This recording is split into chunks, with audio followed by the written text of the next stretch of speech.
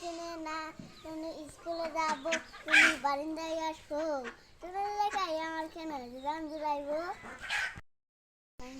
দিয়া আমার অন্তর কার বুকেতে বান্ধিয়া ঘর, ভালোবাসার করলি রে দাপন, একটু আদান নাই রে মাইয়া, পাশান মান্দা করলিয়া, তোরে বুঝাইলাম তোর নিষ্ঠুর আচরণ, আমার কইরা গেলি পার, তুই বাদলি নতুন ঘর, পর মানুষের হইলি রে আপন।